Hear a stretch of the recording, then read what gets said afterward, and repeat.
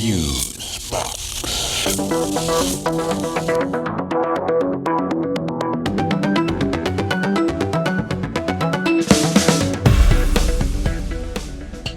Okay, this is Fusebox number 230, Chowda head. And you are looking a little green in the gills. Well, perhaps you'd like to sample the salt air. But be careful of that kelp over there, see, because it's got a,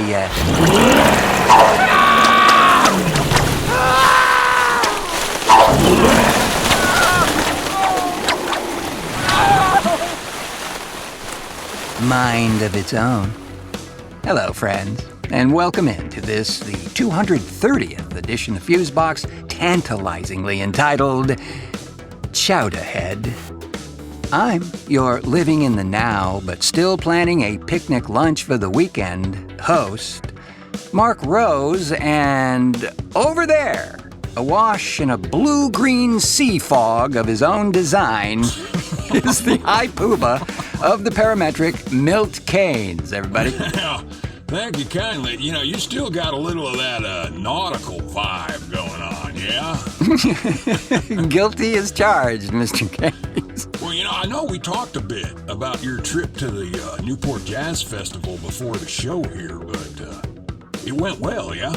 Oh, yeah. I had a terrific time in New England, and spent it with some very dear friends who know that area backwards and upside down and a little sideways on the side. So I was in very, very good hands. Well, I know that was kind of a bucket list item for you, right? The Newport Jazz Festival? Yeah. Yeah, it surely was. Been wanting to attend this thing since I was, probably 17 years old. Wow. So, before the invention of electricity, then? Mr. Keynes. Now, you know for a fact that they were well into steam locomotion by this time. But I digress. The Newport Jazz Festival, if you're not aware, has been going on for about 69 years and was actually first started by Elaine Lorillard and her husband in 1954. Sometimes people think George Wein started this, but actually it goes back a lot farther. She was a big-time jazz fan, and there are pictures of her with Duke Ellington and others, and I believe she was also a benefactor to many of them as well. But the first jazz festival was held at the Newport Casino in the fabled historic district of Bellevue. You know, it's got some history too, man. I mean, wasn't there like a riot or something back in 1960? Yeah, probably one of the most famous incidents of the festival, actually. Yeah. It seems that in 1960, the local papers reported a string of violent, but minor, incidents in town on the opening day of the festival, which would have been Friday, July 1st, 1960. Then Saturday, evidently, was much worse, with thousands of people unable to enter the sold-out shows, and so they're roaming the city streets and end up battling with police. It's been reported that some 200 people were arrested, which, yeah, for that little place was a town record. The National Guard was called in, and then by Sunday, word got out that the festival would actually be canceled. Poet Langston Hughes, and this was something I uncovered while researching this, he was attending this event, and he wrote an impromptu lyric called Goodbye Newport Blues and brought it up to Muddy Waters, who was headlining the Sunday Blues presentation. And then they announced a spontaneous performance of the piece with pianist Otis Spann leading the band, which would have been a thing to see. And evidently, and I've never heard this recording, but the Nashville All-Stars retreated to their rented mansion on the property there, and evidently had recorded a live album on its porch called After the Riot at Newport. So that would be something to find. But on Monday the 4th, the last 2 days of the festival were indeed canceled. Wow. Yeah, it's got a storied past, and it moved around a lot, too. even ending up in New York for a spell. The 1969 one, though, is the one that certainly marked a turning point. Now, wasn't Led Zeppelin at that one, too? Yes, sir. And Jimi Hendrix and Miles Davis.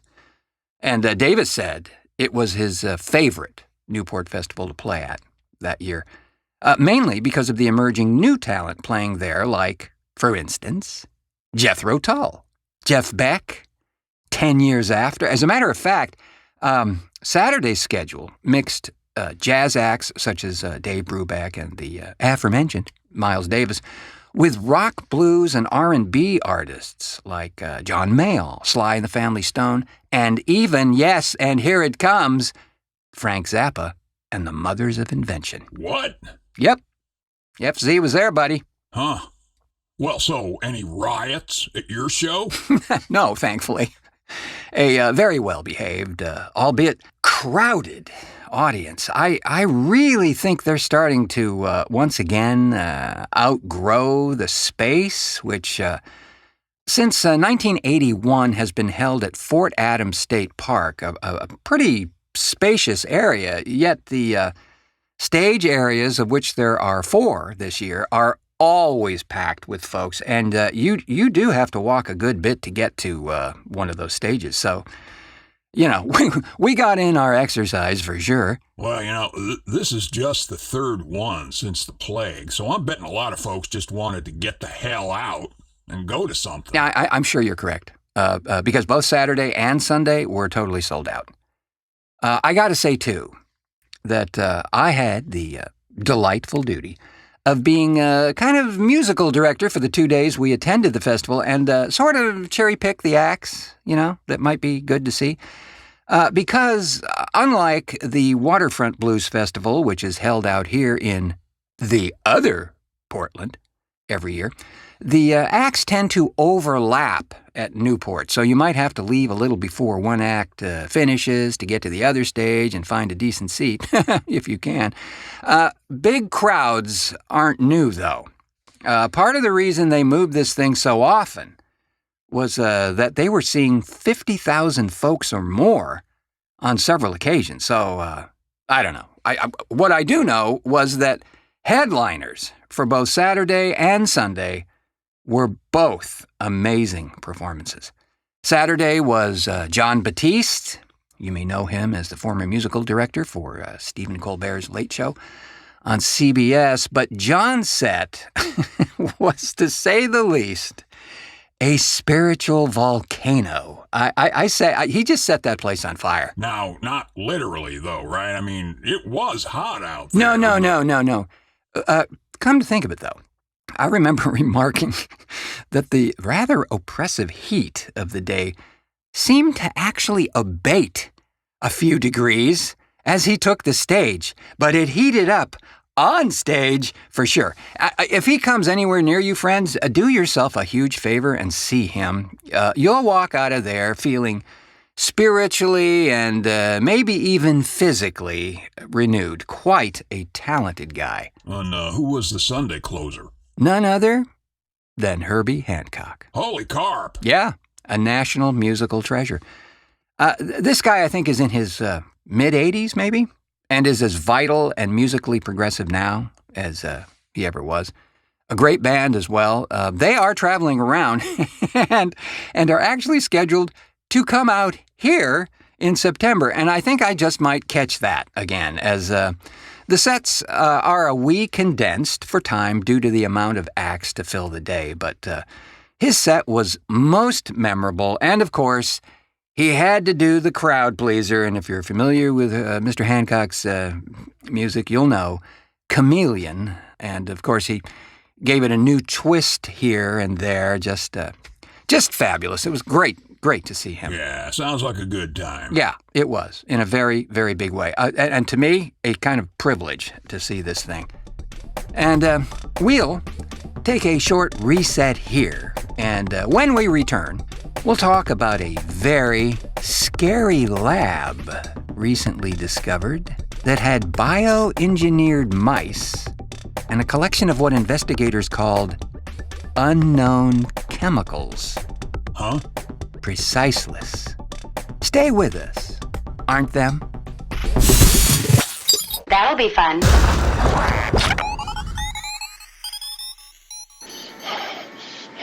Hey, it's 42nd Street Pete. Listen, I don't have much time, so listen up.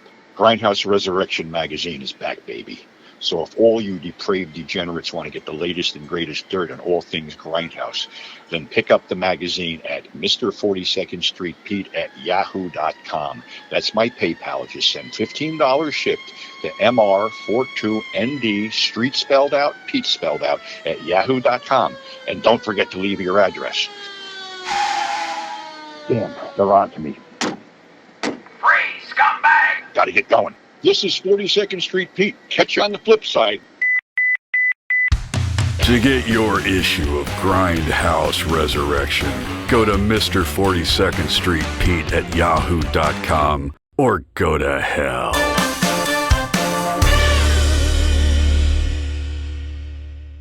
The show for everybody, but not everybody will like it.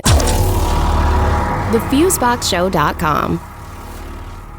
We want to thank the folks at Grindhouse Resurrection Magazine for sponsoring this edition of the show. We are thrilled to have their support. And let me tell you, this magazine is the real deal. Told by folks who were there and actually lived that period of time. Yeah, I kind of dug the article that Pete wrote in the first issue there called So, You Want to Know About 42nd Street? He takes you on a kind of walking tour of that area in 1978. Yeah, I'd say you can almost smell it. Yeah, no. Yeah. Probably not, no. In any event, pick up a copy and see what all the buzz is about. There is a link in the show description to do just that. So, on a show or two back, we were chatting about the advancement of the AI influence on our lives and what, in some cases, that might look like. Well, here's an interesting side pucker. You remember that guy, Rupert Murdoch? Guy that owns Fox News Corporation, among other things? Sure. He's a guy that kind of looks like one of those dried-up fruit sculptures. Yeah, you're right, anyway. Well, sir, it appears that the News Corp has recorded a quite steep 75% drop in full-year profits. Well, that $750 million defamation suit from that voting machine company probably didn't help. Kinda dinged them, yeah. Well, old Rupert, he has a plan. He sees opportunities ahead as he expands the use of cost-saving AI-produced content. Ugh. Right. So, according to The Guardian, the U.S.-listed media conglomerate, which owns mastheads in the U.S., U.K., and Australia, along with book publishers, subscription television, and real estate advertising assets, recorded a $187 million in-net profit for the financial year, down from the previous year's, are you ready? $760 million record.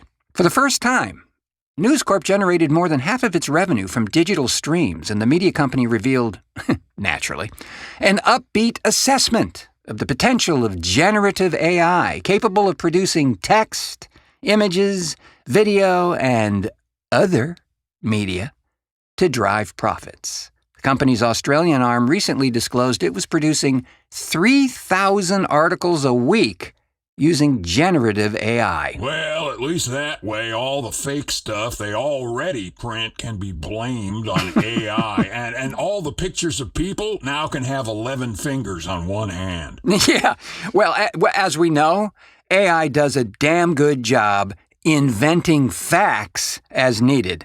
And we've got a hilarious example of that coming up in the next show.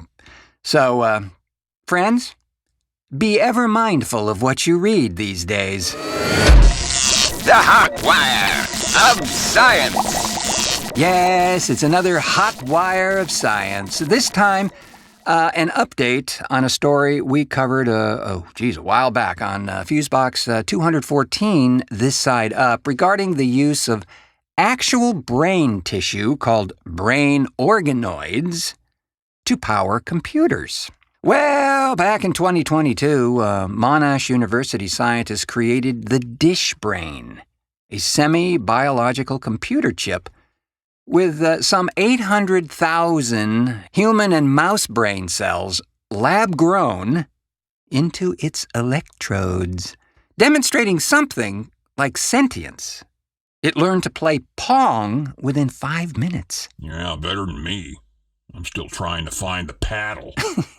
So after this thing learned to play Pong, they set up a very basic reward system. So, using the fact that small clusters of brain cells tend to try to minimize unpredictability in their environment. So, if the paddle hit the ball, the cells would receive a nice, predictable stimulus. But if it missed the ball, the cells would get 4 seconds of totally unpredictable stimulation. Sounds like my first marriage. Well, I'm not going there with anything. It was the first time lab-grown brain cells had been used this way, being given not only a way to sense the world, but to act on it. And the results were mighty impressive. Impressive enough that the research undertaken in partnership with Melbourne startup Cortical Labs has now attracted a $407,000 grant from Australia's National Intelligence and Security Discovery Research Grants Program. So these chips that fuse biological computing and artificial intelligence, according to Associate Professor Adil Rabi, in the future may eventually surpass the performance of existing purely silicone-based hardware. So this is a go, then? Yeah, it looks to be even closer to reality as this military funding just put it on the fast track. So, now, we might not see any of this in consumer use for a while, though. I'm sure the military has plans. Oh, you can bet your bottom brain organoids on that. Something here that is really disturbing, friends. They're bringing back the Love Boat? No, I said disturbing, not traumatizing. So investigators have discovered an illegal lab in California containing nearly 1,000 bioengineered mice. It has officials concerned after improperly stored tissue samples were tested and discovered to contain infectious diseases, including HIV and hepatitis. Oh, great. Yeah. Reedley city manager Nicole Zeba said, "This is an unusual situation. I've been in government for 25 years. I've never seen anything like this." Evidently, the makeshift lab also contained roughly 30 refrigerators and freezers, some of which were non-operational, as well as incubators, medical testing supplies, and hundreds of mice. Several disease samples tested from the lab included infectious agents like herpes, coronavirus, E. coli, and malaria. Wang Xiaolin, a representative of the company operating the lab, Prestige Biotech, that sounds like a company waiting for a Cronenberg movie, told investigators that the mice inside the warehouse had been genetically engineered to catch and spread the COVID-19 virus, according to the San Joaquin Valley Sun. Holy carp, man. Yeah. Creepy enough for you yet? Well, wait. NBC News reported that the warehouse came under investigation in March after a local code enforcement officer discovered a garden hose attached to a back wall of the building. As officials searched, medical devices that appeared to have been created on site, such as COVID-19 and pregnancy tests, were also discovered. And then NBC reported that court documents related to the incident said certain rooms of the warehouse were found to contain several vessels of liquid and various apparatus. Oh, no.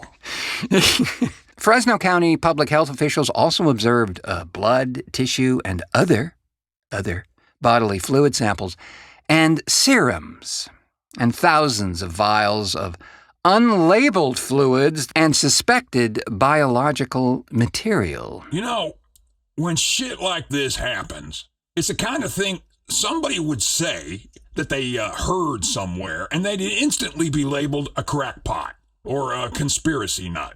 But there it is. Yeah, I know. And disturbing news, for sure. And you know that if it walks like an aardvark, and it barks like an aardvark... Well, that's probably Mitch McConnell off his meds again. Yeah, NBC goes on to say that nearly 800 of the mice found inside the warehouse were euthanized by officials. An additional approximately 175 mice were already dead when they were discovered. The assistant director of the Fresno County Department of Public Health, Joe Prado, said there were over 800 different chemicals on site in different bottles of different acids. Unfortunately, a lot of these are being categorized under unknown chemicals. Oh, that just freaks me the hell out. Yeah. Can you imagine?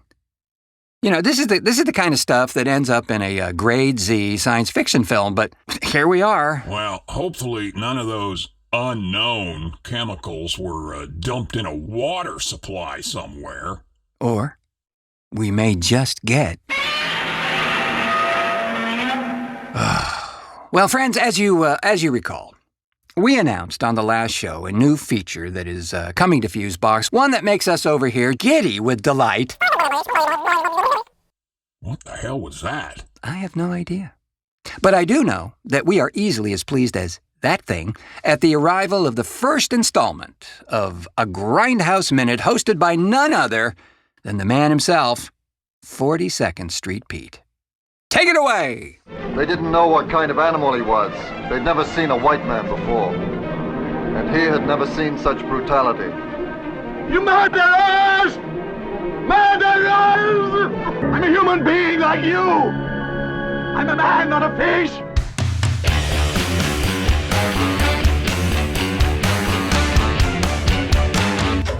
And now it's time for another Grindhouse Minute with 42nd Street Pete.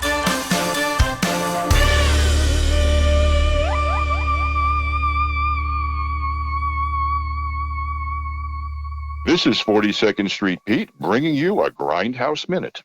Okay, Man from Deep River, 1972, the first cannibal film, where me and my buddy Big Al had no fucking clue what we were going to go see because the attraction was we were in Irvington, it was the Castle Theater, and he liked the stripper at a titty bar.